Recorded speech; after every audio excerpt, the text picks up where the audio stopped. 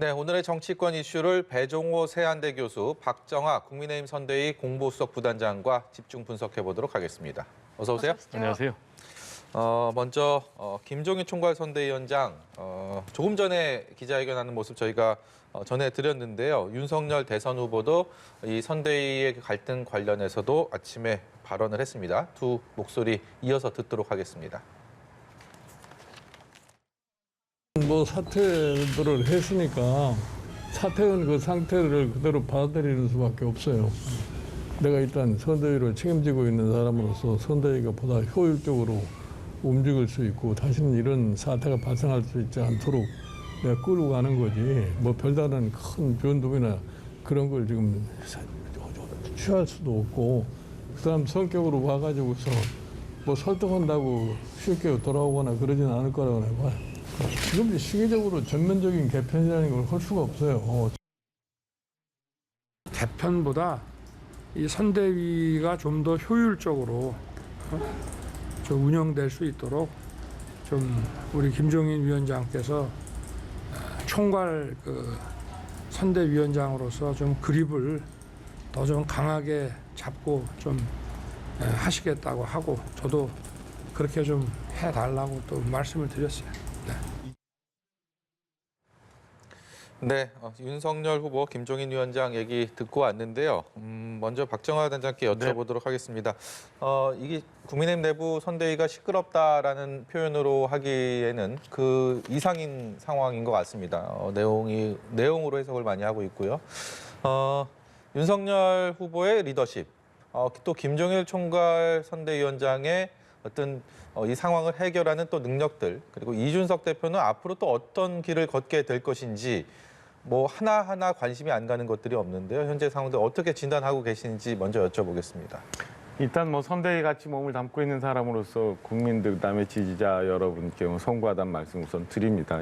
저로서는 어떻게 잘 됐으면 하는 바람이 여전히 있습니다만은 윤석열 후보 그다음에 김종인 위원장, 이준석 대표 모두 지금 최종적인 선거에 책임을 질 수 있는 지휘부 최고의 지휘부이기 때문에 저는 국민들과 당원들의 여망을 생각해서 혼자 몸이 아니라는 생각을 좀 갖고 좀 더 각별한 긴장감 속에서 이 선거를 저는 좀 이끌어 가주시기를 바라는 마음을 전하면서 사실은 리더십 평가를 좀 해야 될 것 같아요. 제가 안에 속해 있는 사람으로서 이것저것 말씀을 드리는 게 적절치는 않아 보이는데요. 아무튼 제가 볼 때는 후보도 그렇고 선대위원장도 그렇고 이준석 대표도 각각 지금의 선거가 얼마나 지지자들과 당원들한테 중요한 선거인지 다시 한번 좀 돌아보시고 그에 맞춰서 호흡을 맞춰 주시기를 바라는 당원들이 많이 있다는 걸 생각하시고 선거를 지휘해 주셨으면 하는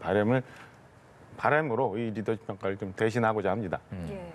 이 대표와 조수진 의원의 갈등 그리고 어제 이준석 대표의 사퇴 선언까지 사실상 문제의 본질은 선대위 구성이다라는 지적들이 나오고 있습니다.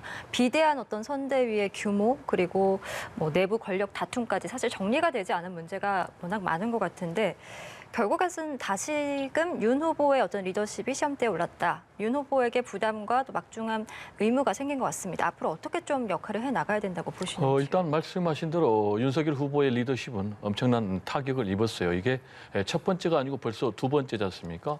지난번에 이준석 대표가 당무 보이콧을 했지 않습니까? 그것도 사실 우리나라 대선 역사상 처음 있는 일이고 그리고 지금 당 대표가 아예 선대위에서 빠진 것도 지금 이것도 우리나라 대선 역사상 처음 있는 일인데 이게 이제 두 번이나 반복되다 보니까 말씀하신 대로 그렇다면은 윤석열 후보의 리더십은 과연 어떤 리더십을 갖고 있느냐.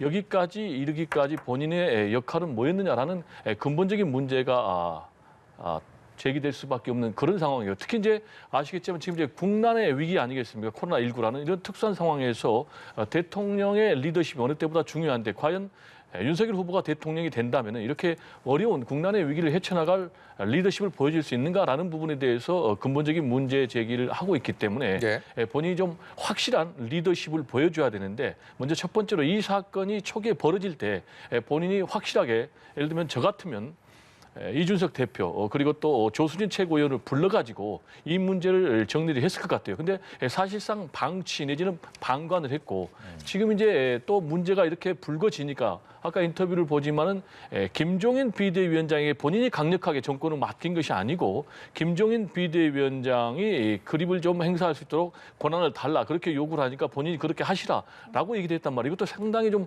소극적인 부분을 보여주고 있는데 이런 식의 리더십이 계속된다면은 현재 벌어지고 있는 당 내홍, 이 내분 사태가 앞으로 계속될 수밖에 없는 그런 상황이 아닌가 저는 이렇게 좀 생각이 됩니다.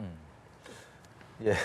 이 사실은 보면은 윤석열 후보 보면은 그 위임을 많이 하시는 것 같아요. 그러니까 선대위도 지금 저희가 수평적으로 구성을 했습니다만은 각각의 선대위가 각각의 기능을 제대로 하면서 효율적으로 진행될 거라고 생각을 하고 모든 권한들 이제 위임을 했는데 사실은 이 선대위라는 게 뭐 짧은 시간에 급조돼서 선거라는 큰 일을 하게 되는 거잖아요. 왜냐하면 그 안에서 이제 여러 가지 갈등 상황이나 의사결정 구조 이런 것들이 이제 혼선이 좀 있을 수 있는데 저희 당 선대위가 이제 12월 6일 날 출범을 해서 지금까지 오고 있었습니다만은 그 사이에 이제 여러 기구들, 위원회들이 생기면서 사실은 이게 원활히 조정되지 않은 점이 분명히 있습니다. 이러다 보니까 윤석열 후보가 바랬던 그 선대위의 움직임이 사실은 아직까지는 도드라지지 않고 있는데요. 아까 화면에서 보시는 것처럼 사실은 김종인 총괄 선대위원장이 앞으로 그 상황본부를 중심으로 해서 선대위의 회의체나 정보 교류, 의사결정 구조를 좀 효율적으로 만들겠다고 당신의 구상을 밝혔으니까요. 저는 뭐 지금의 내용이 국민들에게 송구합니다만은 곧 정리가 될 거라고 보여지고 있고요. 김종인 위원장의 역할을 통해서 사실은 이준석 대표도 저는 뭐 당의 이 대선이라는 큰 일을 놔두고 지금은 뭐 본인이 좀 정리할 시간이 필요하지만 언젠가는 또다시 대선에 힘을 모으고 중심에 설 거라고 저는 기대를 하고 있습니다. 김종인 위원장이 선대위를 다시 손질을 하겠다.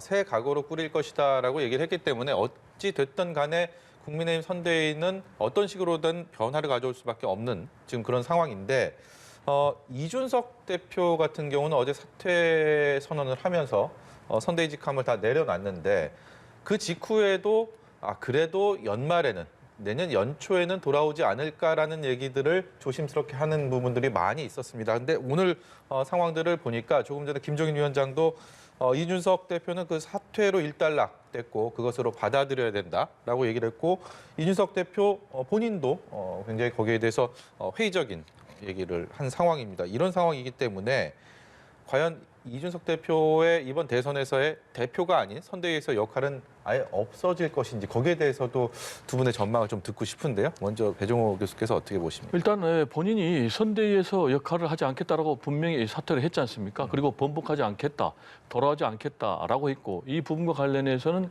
김종인 총괄 선대위원장도 그렇게 될 것이다라고 전망을 했지 않습니까? 예. 물론 앞으로 뭐 70여일 남았기 때문에 막판에 다시 복귀할 가능성은 뭐 완전히 배제할 수는 없지만 예. 당분간은 복귀하지 않을 것으로 저는 봅니다. 그리고 이제 아까 대대적인 개편을 얘기를 하셨는데 대대적인 개편은 없을 것이다라고 김종인 총괄 선대위원장이 얘기를 했어요. 왜냐하면은 이런 상황에서 이제 대대적인 개편을 할 경우는 더 큰 문제에 직면할 수밖에 없거든요. 따라서 본인의 직할 체제, 총괄 선대본 중심으로 본인이 선대위를 끌고 갈 수밖에 없는 그런 상황이란 말이에요. 예. 그렇다면은 이번 사태의 본질이 뭐냐? 크게 얘기하면 두 가지인데 하나는 메머드 선대위에서 오는 불협화음. 그러니까 뭐 한 500여 명의 선대위원들이 있다는 거 아니겠습니까?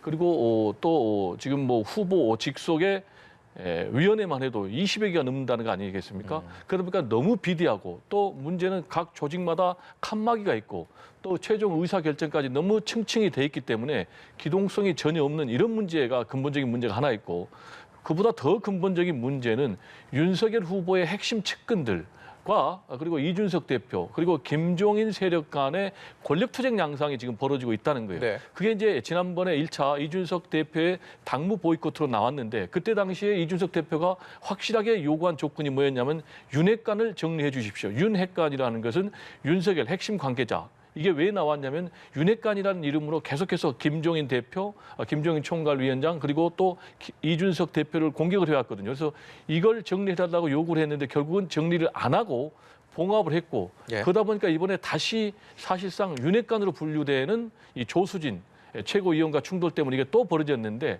지금 상황에서 김종인 총괄 선대위원장도 이 문제를 정리할 수 없고 그리고 윤석열 후보도 이 문제를 정리할 수 없고 그럼 결국 봉합으로 가기 때문에 과연 이게 얼마만큼의 원팀의 효율성을 발휘할 수 있을지 네. 상당히 좀 불투명한 상황이 아닌가 생각이 됩니다. 지금 국민의힘의 그런 갈등 내홍들은 사실 시간을 조금 되돌려 보면 민주당에서도 매머드 선대위 그리고 그 이후에 후보 중심의 선대위 변화가 있지 않았습니까? 거기서 갈등이 있었고 변화가 있었고 그리고 실무라인에 이재명 후보의 경선부터 가까이서 도왔던 사람들이 뭐 백의종군을 선언했고 이런 변화를 국민의힘 선대위에서도 생각을 하지 않을 수가 없을 거라는 생각도 드는데요. 이 부분은 어떻습니까? 지금 뭐 밖에 이게 외형적으로 비춰지거나 이런 면에서 전혀 뭐 결코 작다고는 말씀 못 드리지만은 저는 그게 부풀려진 측면도 좀 있다고 보여져요. 그러니까 선거라는 게 전국적으로 다 움직이는 거기 때문에 전국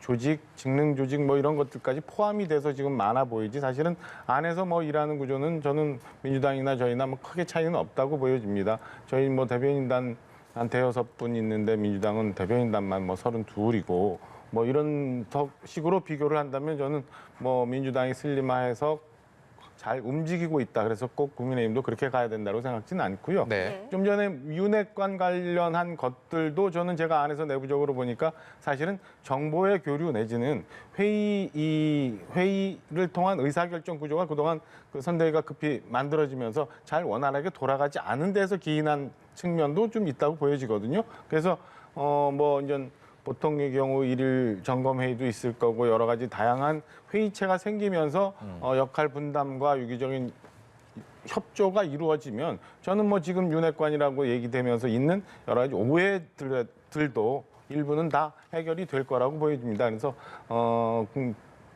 그런 면에서 꼭 민주당이 얘기하는 것처럼 민주당이 했던 것처럼 지금의 구조를 뭐 슬림화할 필요는 없다고 보여지고요. 저는 뭐 의사결정 구조 체계나 아니면 정보 교류만 원활히 돌아간다면 충분히 이 위기 상황을 좀 극복해내고 모든 선대위 구성원들이 다 이 당원 그리고 국민들이 바라는 대로의 마음가짐을 갖고 선거에 임한다면 저는 뭐 지금의 이 외형적으로 노출되는 것보다는 훨씬 문제를 풀어나가기가 크게 어려운 구조는 아니다라고 생각을 합니다. 예. 예, 김종인 위원장이 말한 새 각오로 꾸려나갈 선대위 모습이 어떻게 될지는 조금 더 지켜봐야 되겠습니다만 지금 선대위가 가지고 있는 여러 가지 갈등들이 있지 않습니까? 그 문제들도 해결을 하고 가야 될 텐데 그중 하나로 꼽히는 것이 바로 윤 후보의 부인 김건희 씨 의혹에 대응하는 부분입니다. 윤 후보가 한 언론 인터뷰에서 아내 선거 중 등판 계획은 처음부터 없었다. 그러면서 대통령 배우자를 보좌하는 청와대 이 부속실 폐지를 언급을 했거든요. 이 부분은 어떻게 보셨는지요? 뭐 제가 볼 때는 좀 상당히 윤석열 후보의 인식이 좀 적절하지 못하다 이렇게 생각을 합니다. 왜냐하면요 대통령 후보의 부인 배우자의 경우는 사실상 공인입니다. 따라서 후보의 배우자도 앞으로 공개적인 이제 공적 검증의 무대를 거쳐야 된다고 저는 보거든요. 왜냐하면 이제 대통령 후보가 당선이 돼서 대통령이 될 경우에는 대통령의 부인 같은 경우는요. 공식적으로 또 법적으로 정부의 지원을 받지 않습니까? 예. 청와대 제2부속실이 그런 기능을 하는데 예산이 배분이 되고 또 그리고 인력도 지원이 됩니다. 왜냐하면 실제로 대통령의 배우자 같은 경우 대통령이 해외 순방을 나갈 경우에 함께 이제 해외 순방에 나가서 대통령 배우자로서의 외교 영역의 한 축을 분명히 담당하거든요. 그랬죠. 예. 그럼에도 불구하고 영부인이란 말을 없애겠다. 사실 영부인이라는 게 뭐 그렇게 권위주의적인 말은 아니에요. 대통령 부인을 줄이면 영부인이고 근데 이제 청와대 제2부속실을 폐지하겠다라는 것은 그러면 이제 대통령 배우자의 공적 기능을 없애겠다는 얘기거든요. 그러면은 공적 기능을 없애게 되면 어떻게 되겠습니까? 사적 영역에서 활동을 하게 되거든요. 네. 그렇게 되면은 공적인 검증이라든지 감시를 받는 그런 대상에서 제외가 되기 때문에 오히려 비선 실세가 돼서 어떤 공적으로 시스템이 움직이는 것에 더 큰 방해 요인이 될 수가 있기 때문에 네. 이런 부분은 제가 볼 때 좀 민주주의의 기본 작동 원리하고는 좀 거리가 있는 그런 판단이 아닌가 우려가 됩니다. 네. 일단 국민의힘 선대위에서는 선대위에서 논의된 바는 아니다 이렇게 선을 긋긴 했는데 어떻게 좀 보셨는지. 그건 어제 전 후보가 어떤 인터뷰를 통해서 했던 얘기고 거기서 강조됐던 거는 가족이란 면을 얘기하면서 이제 저런 얘기가 나왔었거든요. 근데 제가 이제 청와대 경험을 해보고 뭐 이렇게 되면은 후보 부인, 대통령의 부인에 대해서 검증이라는 과정은 분명히 필요하지요. 그러나 보는 시각에 따라서 과연 제2부속실이 지금처럼 이렇게 유지되는 게 과연 옳은가라는 생각에 대해서는 저는 한번 같이 고민해 볼 지점은 있다고 보여집니다. 그러니까 국민들의 투표라는 행위를 통해서 대통령 권력이라는 걸 수임받은 거는 예. 후보거든요. 후보의 가족들은 물론 경호상의 문제에 대해서 도움을 받아야 되지만 국민들로부터 그런 권한이나 권위를 수임받은 건 아니에요. 그렇기 때문에 꼭 제2부속실이 있어야 된다라는 대해서는 꼭 동의할 수는 없는 부분이 있고 예. 뭐 민주당에서는 뭐 이 정상외교 뭐 이런 얘기를 하면서 꼭 배우자가 꼭 필요하다는 얘기를 하는데 글쎄 제가 뭐 여러 간 단독 정상회담 그다음에 뭐 다자간 정상회담 이렇게 봅니다만은 배우자의 역할이 이렇게 엄청나게 반드시 꼭 필요하다라고 주장하기에는 좀 우리가 있는 부분도 다소 있거든요. 그래서 오히려 제2부속실이라는 기능을 가지면서 그 기능이 잘못 쓰여졌을 때 오히려 저희가 역사적으로 봤을 때 문제가 있었지 제2부속실이라는 걸 없앤다고 해서 오히려 그게 사적 영역으로 왜곡된다라고 하기는 해석상에 좀 무리가 있지 않나라는 생각입니다. 알겠습니다. 저희 주제를 좀 바꿔서요. 양도세 중과 유예 얘기도 해보도록 하겠습니다. 이재명포 양도세 중과 유예를 두고 당 안팎에서는 여전히 이견이 나오고 있는데요. 관련 내용 듣고 이야기 나눠가도록 하겠습니다. 지금은 이제 시장이 변화하고 있는 민감하고 결정적인 국면이기 때문에 예. 정책의 어떤 일관성도 매우 중요한 시점입니다. 그 점에 대해서도 당과 여당 후보가 충분히 이해를 하고 있다고 생각을 합니다. 어제 김부겸 총리께서도 같은 취지의 발언을 하신 걸로 알고 있습니다. 다주택자들에게도 유익하고 시장에도 유익한 길이라는 생각은 내가 변함이 없습니다. 양도세 중과 자체를 저희가 없애자는 건 아니기 때문에 계속 설득해 볼 생각이고. 예, 김부겸 국무총리에 이어서 홍남기 부총리, 이호승 정책실장까지 연이어서 이 다주택자 양도세 중과 유예 선언에 대해서 부정적인 입장을 보이고 있습니다. 정부와 청와대 참모들까지 나서서 좀 한꺼번에 이렇게 공개적으로 반대 메시지를 내는 그 배경을 좀 어떻게 보고 계신지요? 뭐 당연한 것 아니겠습니까? 일단 문재인 대통령도 현 정부의 부동산 정책이 실패했다라는 부분은 인정을 했습니다. 따라서 여러 가지 보완책이 필요하다는 부분도 자연스럽게 인정하고 있는 그런 상황이란 말이에요.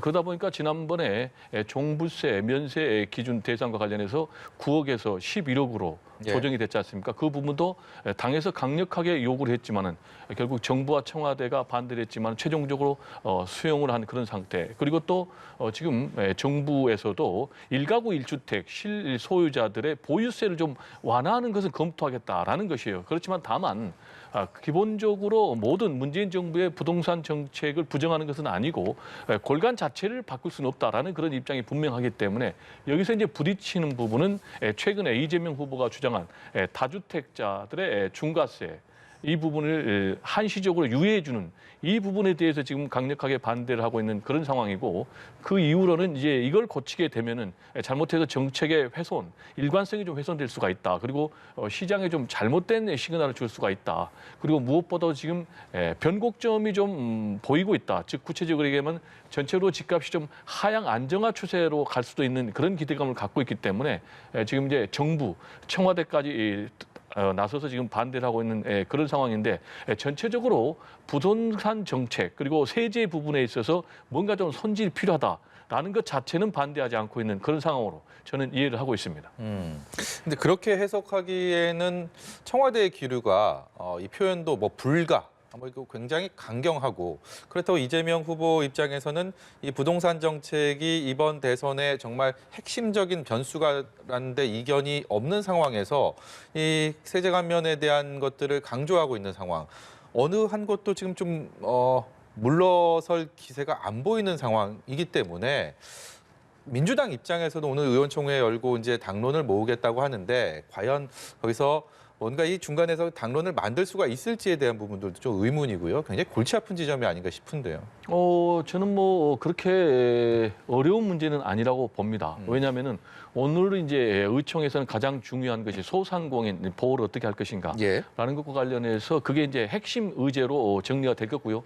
말씀하신 대로 이 자주택자의 중과세를 한시적으로 보유하는 이 문제와 관련해서는 당내 친이재명계 또 그리고 친문재인계가 부딪히고 있는 건 사실이에요. 그리고 말씀하신 대로 청와대에서도 반대를 하고 있기 때문에 오늘 정식으로 이 부분과 관련해서 결론을 낸다거나 당론은 채택하는 것이 아니고 특위를 만들어서 이른바 워킹그룹을 통해서 양쪽에 좀 간극을 좀 좁히겠다. 그리고 이제 2월 임시국회가 있지 않습니까? 따라서 그때 관련 법을 좀 개정을 해서 추진하겠다라는 것이고 이재명 후보 같은 경우도 이런 입장을 내놨지 않습니까? 오케이, 그렇다면 내가 현 정부 시절에 꼭 하려고 생각을 하지 않는다. 내가 대통령이 돼서 충분히 반영할 수 있다라고 얘기를 했기 때문에 제가 볼 때는 이 당내 특위에 설치된 이 워킹그룹을 통해서 청와대의 입장 그리고 이재명 후보의 입장이 어떤 정도의 절충이 되는 그런 안이 정리가 돼서 2월 임시국회 때 어떤 현실적인 보완이 이루어지지 않을까 이렇게 전망이 됩니다. 박정하 단장께서는 상대적으로 한 걸음 뒤에서 이 상황을 바라보고 계십니다. 그렇기 때문에 이것을 언론에서는 뭐 갈등의 격화라고 표현도 하기도 하지만 어떻게 보면 이 네거티브의 선거전 속에서 어떤 정책적인 부분에 대해서 당, 정, 그리고 후보가 이렇게 서로의 의견을 내놓고 의견에 대해서 또 조율을 하고 때로는 토론을 하고 이런 것들이 마냥 그거 갈등만으로 보기는 좀 쉽지 않은 상황은 아닐까라는 생각도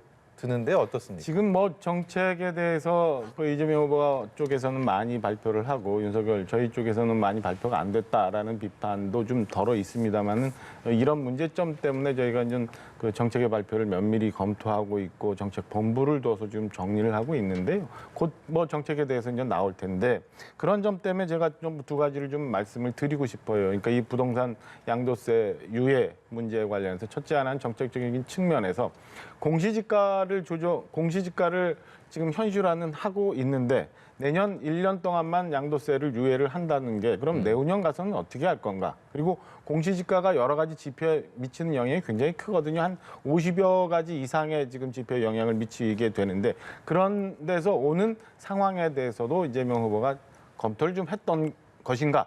라는 걸 한번 좀 여쭤보고 싶은 부분이 있습니다. 네. 최근에 이재명 후보 보면은 뭐 음식점 총량제 얘기했었죠. 기재부에서의 예산 기능을 청와대 직속으로 하겠다는 말씀도 했었죠. 그러니까 보면은 뭐 국민들이 바라는 바를 실용적인 입장에서 찾아간다고는 합니다만은 제가 볼 때는 그냥 너무 쉽게 정책을 막 남발하고 계시는 거 아닌가. 부작용에 대해서 생각을 해봤나. 아니면 이 정책이 정말 효과적이고 정책의 일관성이 유지되는가를 검토하고 말씀을 하셨나라는 비판에 대해서도 자유롭지 않다고 생각을 합니다. 네. 그러니까 지금 부동산 양도세 중과 문제만 해도 당장 내년은 넘어가지만 후년은 폭등하는 양도세를 어떻게 할 건가에 대해서는 답이 없죠. 그리고 지금은 오늘은 매물 잠김을 해소해서 매물이 많이 나오기 위해서 저런 정책을 하신다고 말씀을 하지만 며칠 전 처음 얘기하셨을 때는 코로나 상황에서 너무 어려운 국민들을 위해서 세금을 유예해 주겠다는 얘기를 해요. 그러면 그때 생각과 지금 생각이 어떻게 되는 건지 저는 뭐 시간이 흐름에 따라서 비판이 있는 부분을 또 즉흥적으로 변해가시는 건 아닌지 정책에 대해서 정말 심도 깊게 고민을 해서 국민한테 말씀을 하시는 건지에 대해서 한번 의문이 하나 있고요. 두 번째는 뭐 저희가 지금 갈등이라고 얘기하는 정치적인 측면. 과연 청와대와 정부가 저렇게 반대를 하고 있는 상황에서 이재명 후보가 저거를 관철을 하면서 넘어갈 수 있는지 소위 말하는 문재인 정부와의 차별화가 차별화의 첫 번째 고비라고 볼 수 있는데 이거를 네. 여하이 어떻게 넘어갈 수 있는지 한번 뭐 지켜볼 대목이라고 보여집니다. 알겠습니다. 저희 이쯤에서 여론의 흐름도 좀 살펴보겠습니다. 대선 후보 지지도에 대한 이번 주 여론조사 결과가 있어서 가져와 봤는데요. CD 띄워주시죠. 네, 보면 지금 이재명 후보가 37%, 윤석열 후보가 40.1%를 기록했습니다. 윤석열 후보는 5.2%포인트 정도 하락했고 이재명 후보 0.1%포인트 정도 하락을 했습니다.